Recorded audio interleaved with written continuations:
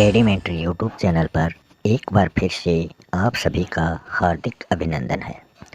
Geography से संबंधित अपने जो टॉपिक चल रहे थे उसमें हम आज जो टॉपिक प्रस्तुत करने जा रहे हैं उस टॉपिक का नाम है पृथ्वी की गतियाँ। कि जो अपनी पृथ्वी है वो किस प्रकार गति करती है वो हम बहुत महत्वपूर्ण नोट्स और चित्रों के माध्यम से समझने का प्रयास करेंगे। ये सभी जो नोट्स हैं ये एनसीईआरटी बुक पर आधारित हैं जो आपके लिए बहुत ही फायदेमंद रहने वाले हैं। आप किसी भी कंपटीशन एग्ज़ाम की अगर तैयारी कर रहे हैं तो आपके लिए ये बहुत ही लाभदायक वीडियो रहने वाला है। अगर वीडियो पर नए हैं तो सबसे पहला काम आपको चैनल को सब्सक्राइब करना है और इसे लाइक व अपने दोस्तों के साथ शेयर करना ना भूलें।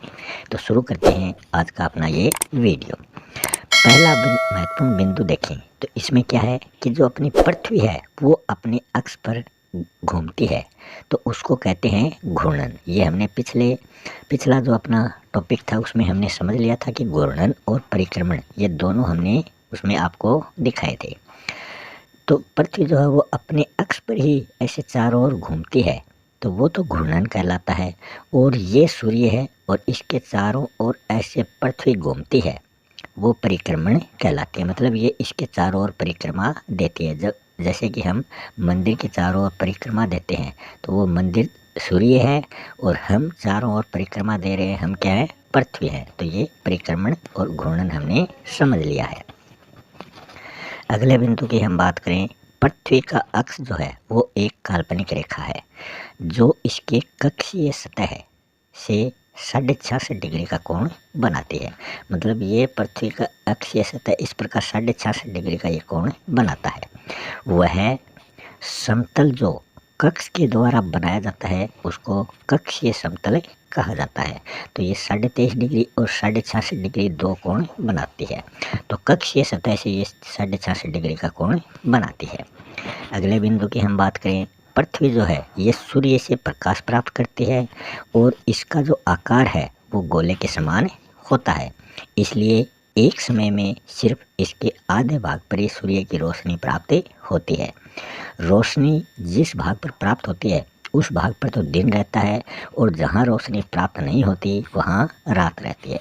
तो हम चित्रों के माध्यम से एक बार इसको समझ लेते हैं ताकि आपको समझने में किसी प्रकार की कोई कठिनाई ना हो।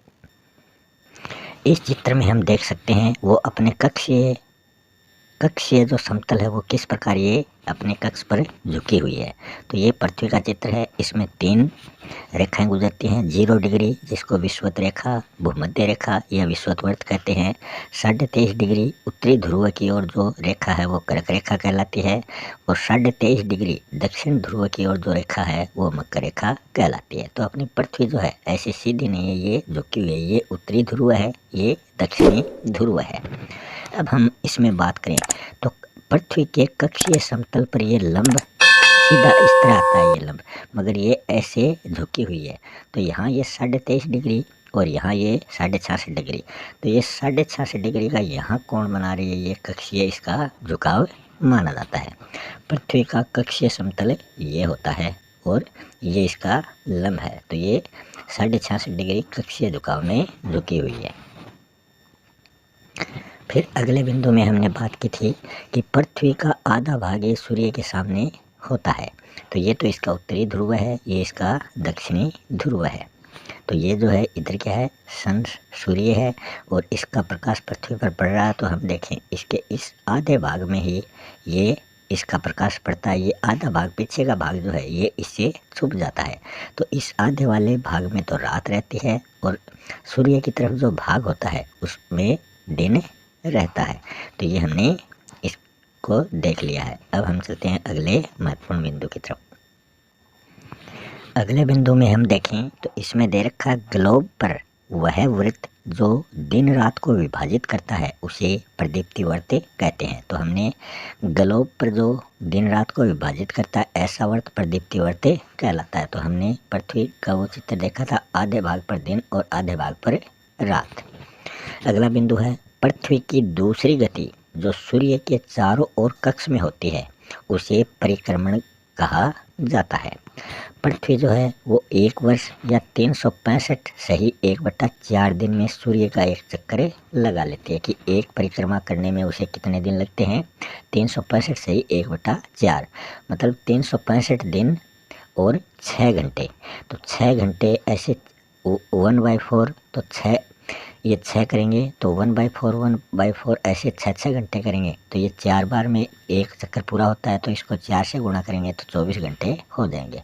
और वो लीप वर्ष होता है उसमें 24 घंटे ये जुड़ जाते हैं तो उसमें 366 दिन का वो वर्ष होता है। ये हमने पिछले अध्याय में भी पढ़ लिया था। अगले बिंदु की हम बात करें लीप वर्ष में, ये वही बिंदु आ गया। लीप वर्ष में 366 दिन होते हैं। इस वर्ष में क्या होता है, फरवरी 29 दिन की आती है। तो 4 साल में फरवरी जो है वो 29 दिन की एक बार आती है। यह 4 वर्षों में आता है।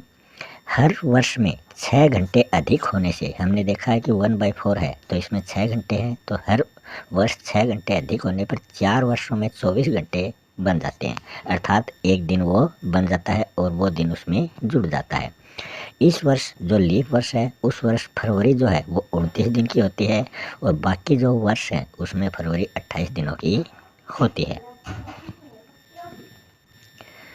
अगले बिंदु की हम बात करें तो इसमें दिया गया है कि पृथ्वी जो है वो पूरे कक्ष में एक ही दिशा में झुकी हुई है। ये हमने उस चित्र में देखा था, पृथ्वी किस साइड झुकी हुई है।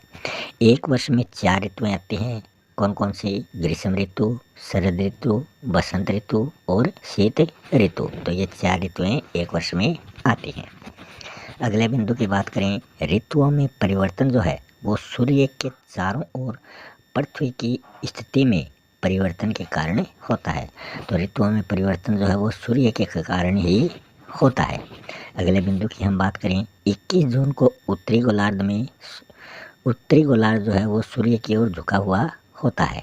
कब? 21 जून को वो उत्तरी गोलार्ध है वो सूर्य की तरफ झुका हुआ होता है। दक्षिणी गोलार्ध में हमने देखा था अंधेरा था और उत्तरी गोलार्ध में दिन था, तो वो 21 जून है।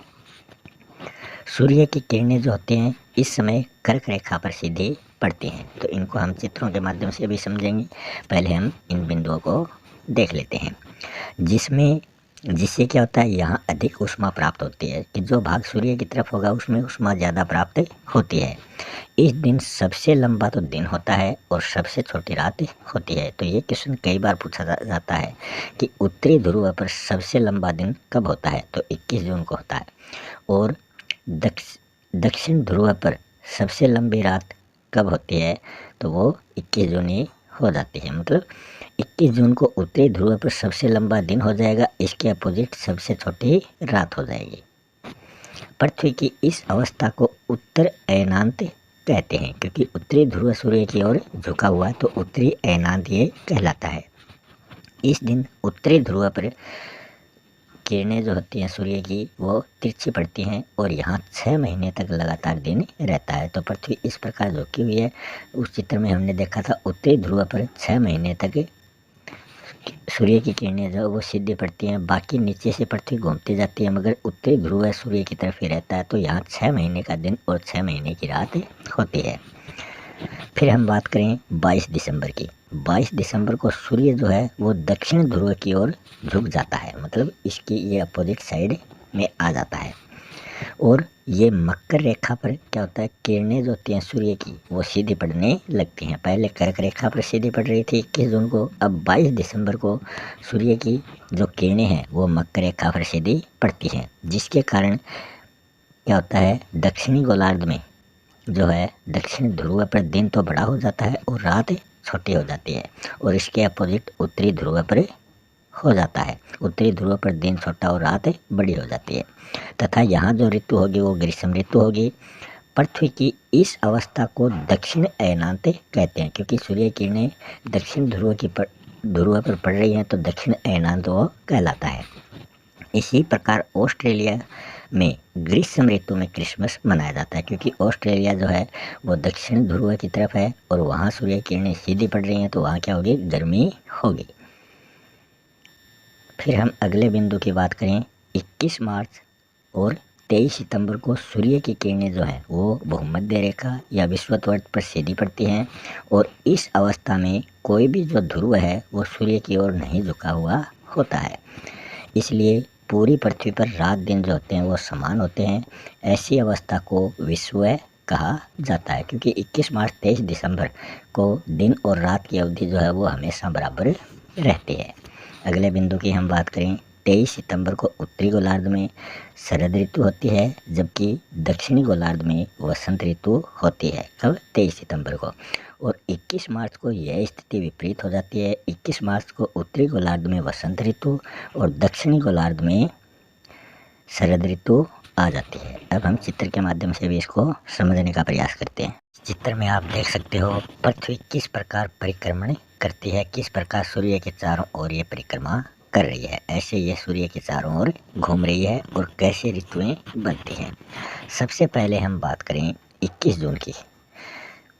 21 जून में हम देखें तो 21 जून जो है इसमें आप देखोगे तो इसमें उत्तर अयनांत दे रखा है। 21 जून को 21 जून को उत्तर अयनांत है, तो इसका जो उत्तरी गोलार्ध है उसमें तो ग्रीष्म ऋतु होगी, क्योंकि सूर्य की किरणें इस गोलार्ध पर सीधी पड़ रही हैं। इसका आधा भाग यहाँ दिन और इधर रात, ये हमने पहले भी बात कर ली है। इसका जो दक्षिणी गोलार्ध है इसमें शीत ऋतु होगी, क्योंकि यहाँ पर सूर्य की किरणें नहीं पड़ रही हैं। फिर हम आगे चलें 23 सितंबर को। 23 सितंबर को हम देखें विषुवत वसंत ऋतु यहाँ पर दिखाई गई है।